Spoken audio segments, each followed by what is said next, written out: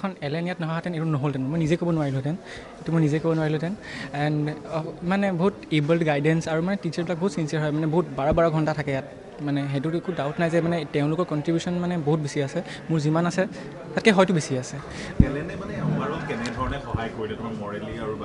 হয় মানে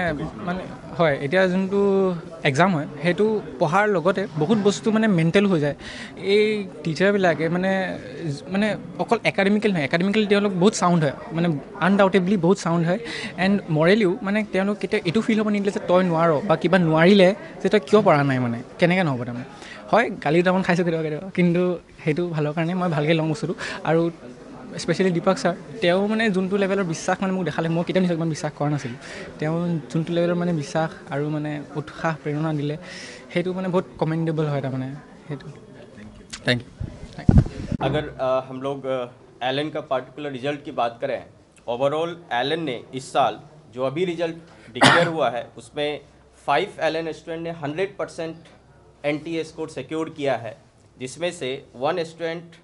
has secured 300 out of 300 marks then अगर एलन आसाम की बात करें जो कि हमारा गुवाहाटी एंड डिब्रूगढ़ में है उसमें से 3 स्टेट टॉपर हमने प्रोड्यूस किया है Meghalaya topper Manipur topper and north east topper Allen Dibrugarh centre की बात करें तो यहाँ से ईशान आयन बोरा जो कि 98.89 परसेंटाइल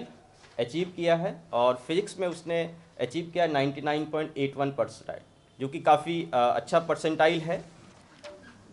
देन हम ये उम्मीद करते हैं कि जो अप्रैल सेशन होगा एंड जो आगे with the help of Assam government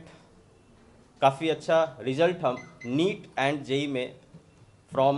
upper Assam areas produce करने जा रहे हैं थैंक यू আজি এটা বৰ ভাল খবৰ লৈ আমি ইয়াত উপস্থিত হৈছোহি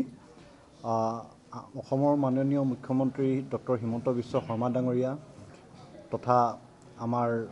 Assam state youth কমিশ্যনৰ chairman Tarang Gogoi ডাঙৰীয়াৰ নেতৃত্বত আমি বিকশিত জীৱন পৰিকল্পনা নামেৰে এটা স্কিম আৰম্ভ কৰিছিলোঁ আৰু সেই সূত্ৰে এলেন কেৰিয়াৰ ইনষ্টিটিউটৰ লগত আমাৰ টাই আপ হৈছিলে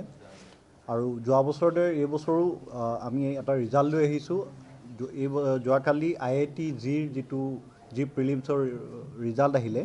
তাৰে আমাৰ 56জন ষ্টুডেণ্টছে এপিয়াৰ কৰিছিলে তাৰে 40গৰাকী ষ্টুডেণ্টে NIT নেশ্যনেল ইনষ্টিটিউট অফ টেকন'লজিৰ বাবে চিলেক্ট হৈছে আৰু তাৰ ভিতৰতে 26গৰাকী ষ্টুডেণ্টে IIT এডভান্স দিবৰ বাবে চিলেক্ট হৈছে পৰৱৰ্তী পৰ্যায়ত আৰু এটা IIT জিৰ প্ৰিলিমছ এটা হ'ব এইটোতো বৰ্ডছৰ এক্সামৰ আগতে হ'ল আৰু এটা হ'ব এপ্ৰিল মে মাহত হ'ব আমি আশা ৰাখিছোঁ সেইটো পৰীক্ষাত আৰু ভাল ৰিজাল্ট আমাৰ হ'ব কিন্তু এতিয়া বৰ্তমান সময়ত আমাৰ 26জন ষ্টুডেণ্ট বিৰাট ভাল কৰিছে তাৰ ভিতৰত 18গৰাকীটো আৰু বেছি ভাল কৰিছে আৰু যোৱাবাৰ আমাৰ এলেন ইনষ্টিটিউটৰ পৰা 4গৰাকীয়ে IITত স্থান পাইছিলে এইবাৰ আশা ৰাখিছোঁ যিটো ট্ৰেণ্ড হৈছে এইবাৰ আশা ৰাখিছোঁ যে আমাৰ আৰু ইয়াতকৈ 4জনতকৈ বেছি ষ্টুডেণ্টে IITত স্থান পাব বুলি আমি আশাটো ৰাখিছোঁ এইখিনিতে লগতে আৰু এটা খবৰ আপোনালোকক দিব বিচাৰিছোঁ অহা 23 মাৰ্চত বিকশিত জীৱন পৰিকল্পনাৰ যিটো আঁচনি আছে সেই অধীনত ডিব্ৰুগড় তিনিচুকীয়া চৰাইদেউ ধেমাজি আৰু লখিমপুৰ জিলাত আমাৰ পুনৰ এটা পৰীক্ষা হ'ব যাতে দুবছৰীয়া যিটো পাঠ্যক্ৰম এলেনত সেইটো ল'ব পাৰে IIT আৰু মেডিকেলৰ বাবে আৰু এইখিনিৰ লগতে আগন্তুক যিখিনি আমাৰ CBSE আৰু অসম উচ্চতৰ মাধ্যমিকৰ পৰীক্ষা আছে তাৰ শিক্ষাৰ্থীসকলৰ বাবে আমি অভিনন্দন জনাইছোঁ আমি আশা কৰিছোঁ সকলো ষ্টুডেণ্টে ভালকৈ আমাৰ ৰিজাল্ট আনে 90% এবভ আমাৰ গোটেই অসমতে ৰিজাল্ট হওক আমাৰ এলেনৰ লগতে আমাৰ যিমানখিনি আমাৰ হেৰিত আছে চবৰে ষ্টুডেণ্টে ভালকৈ যাতে IIT হওক বা এইমছত তাত পাবলৈ সমৰ্থন হয় আপোনালোকক ইয়াত মাতি আনিলোঁ আমাৰ মিডিয়া বন্ধুসকলক এইটো এটা প্ৰেছ বিজ্ঞপ্তি হিচাপে নহয় আমি যিহেতু এটা ছাকচেছ হৈছে আমি ছাকচেছটো আপোনালোকৰ লগত শ্বেয়াৰ কৰি একাপ চাহ খাওঁ বুলি আপোনালোকক এই সন্ধিয়াবেলা এইটো কি হয় আমি এটা দেখিছিলোঁ যে 2021ৰ আগতে আমাৰ উজনি অসমৰ সাধাৰণতে IIT বা এইমছ পোৱা ষ্টুডেণ্ট প্ৰায় নাছিলেই এজনে আছিলে তেওঁ বৰ দুৰ্ভাগ্যজনকভাৱে তেওঁৰ মৃত্যুবৰণো কৰিলে গতিকে আমি এটা তেতিয়া মুখ্যমন্ত্ৰী মহোদয়ে এটা ডিচিশ্যন লৈছিলে যে ইয়াত যদি এলেনৰ দৰে এটা কোচিং ইনষ্টিটিউট অনা হয় কাৰণ এতিয়া যিখিনি পৰীক্ষামূলক পৰীক্ষা হৈছে সেই খুব টাফ হৈ গৈছে তাৰ বাবে এটা প্ৰপাৰ ট্ৰেইনিঙো হয় আৰু আমাৰ এইফালৰ কি হয় মানুহে মধ্যবিত্ত পৰিয়ালে সেই কোচিংটো এফৰ্ড কৰিব নোৱাৰে গতিকে আমি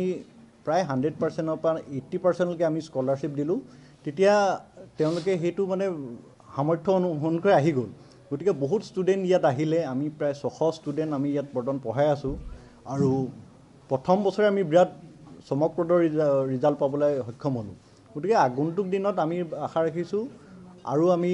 আমিও শিকি আছোঁ গতিকে আৰু ভাল ৰিজাল্ট হ'ব গতিকে উজনি অসমৰ বিশেষকৈ উজনি অসমৰ কেটেগৰী আছে এই আৰু আমাৰ CSRLৰ আছে তেজপুৰত আছে আৰু যোৰহাটত আছে আৰু কেইটামান আমাৰ ইনষ্টিটিউট খুলিব এতিয়া আপোনাৰ নলবাৰীত এটা খোলা হ'ব আৰু বৰাক ভেলীত এটা খোলা হ'ব শিলচৰত